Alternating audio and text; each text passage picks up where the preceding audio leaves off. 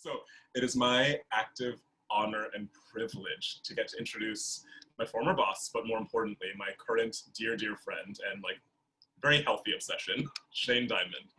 Oh, baby boy. Oh my gosh. This is what you were spending your time doing.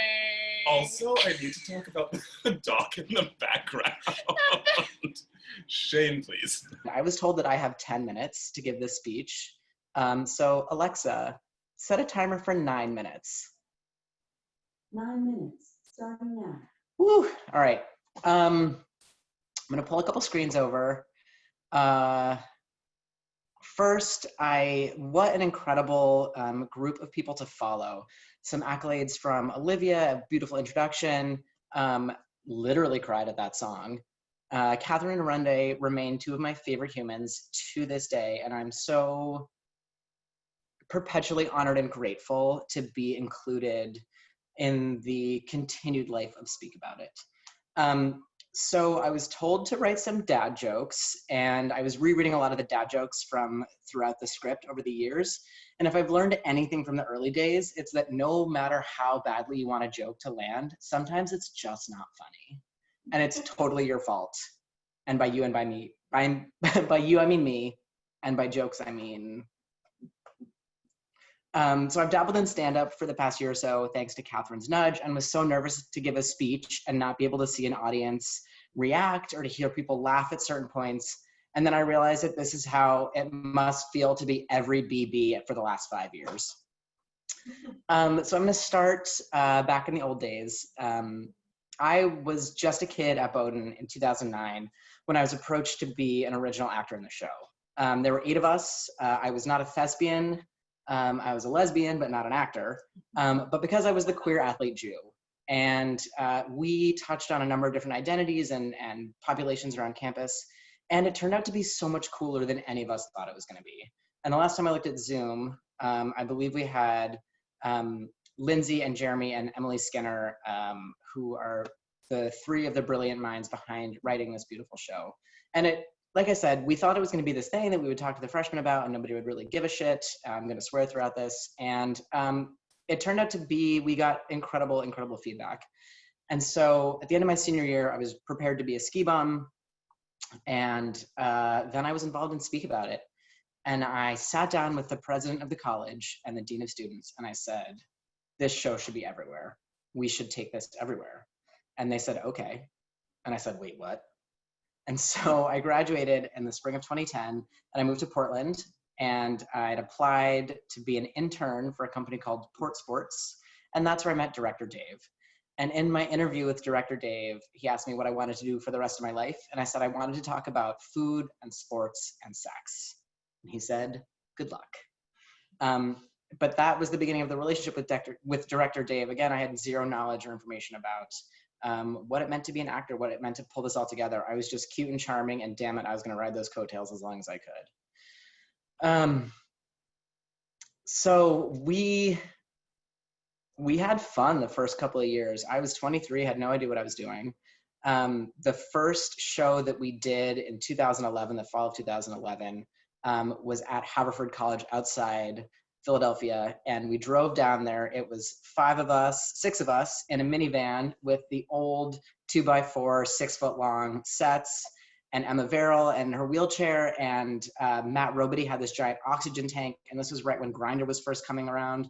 So as we're driving through Philadelphia, Matt's phone is like exploding, and this was the first that we'd seen in social dating apps.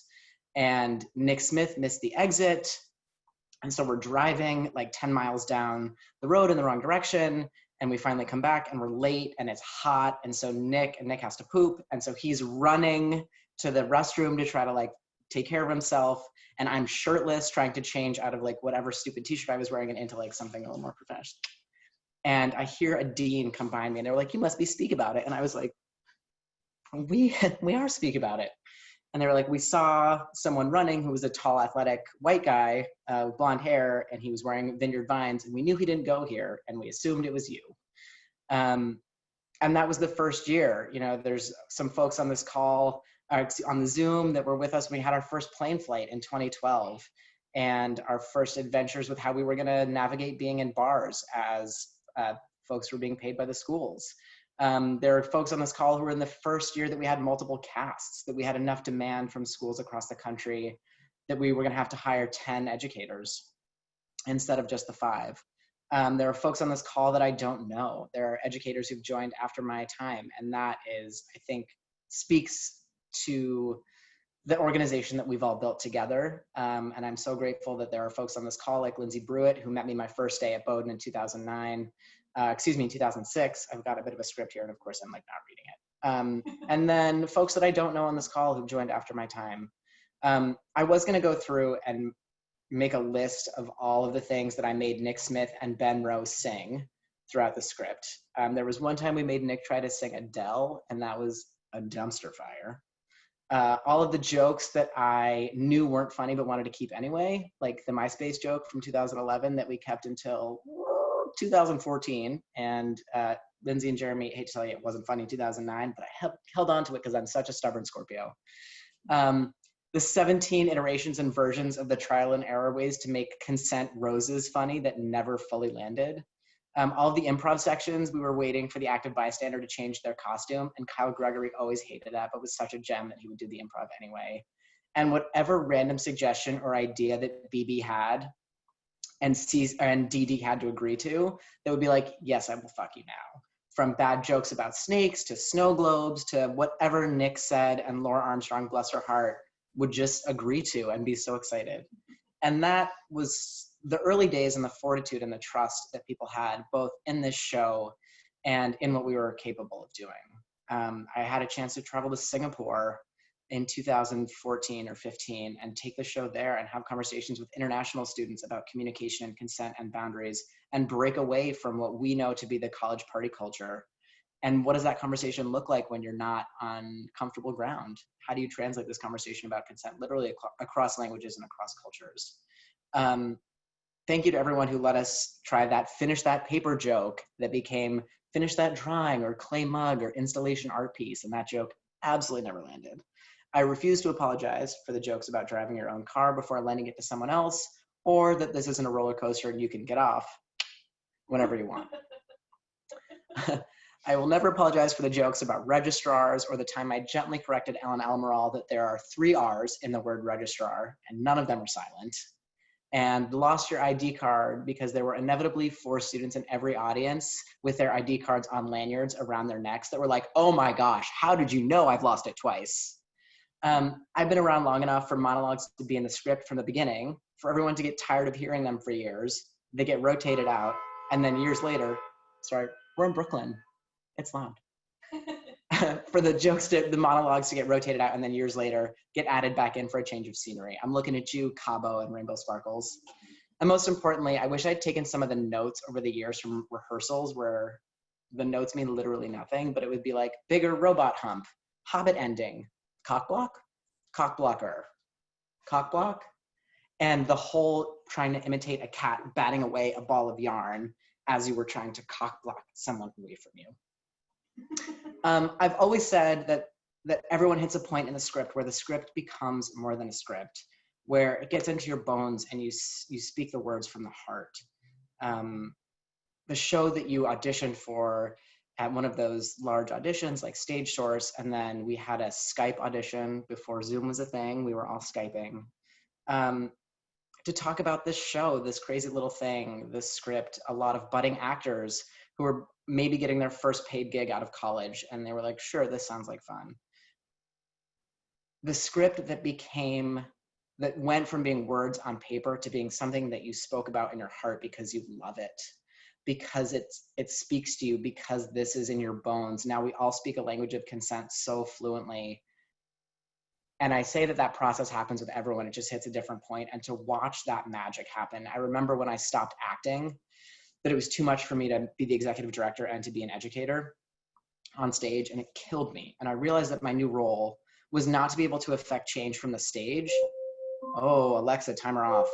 I planned this accordingly, so I've got like a little bit of time left.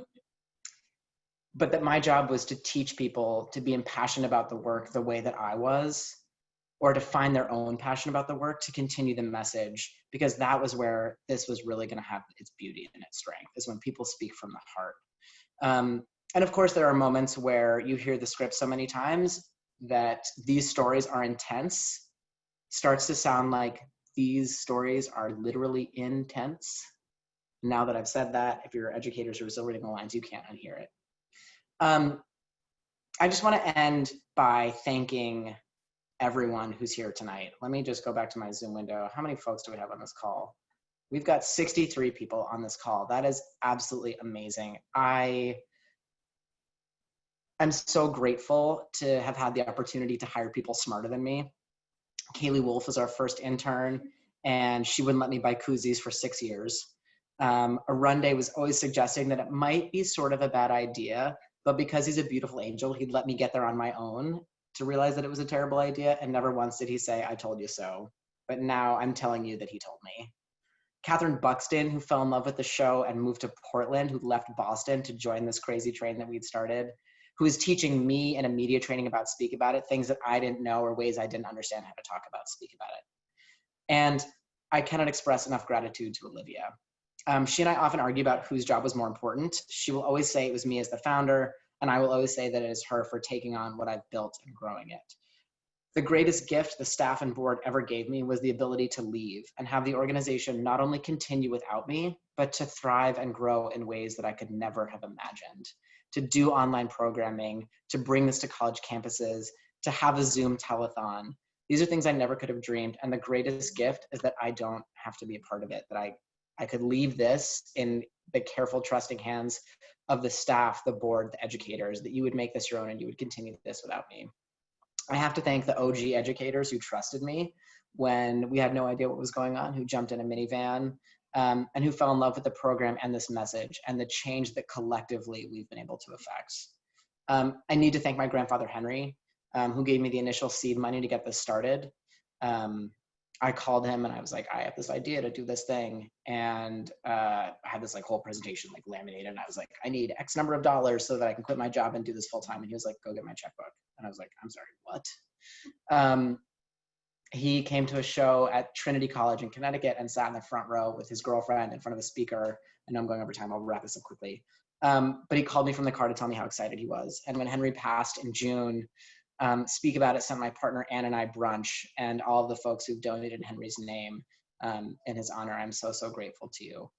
Olivia always likes to say that Speak About It wouldn't be here without me, but I forever maintain that I was a kid with a dream and a script, and without all of you, this would be nothing. You are the real VIPs in continuing this work.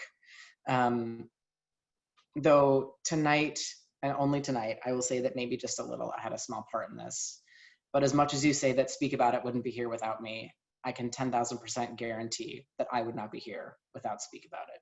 So put my Zoom back on, scoot this back over here. So I raise a glass to you, to the educators who've been there all along, to the new folks, to the people I know, to the people who I've never met, but I look forward to meeting. Thank you so much for letting me be a part of this, and I can't wait to see where you take it from here.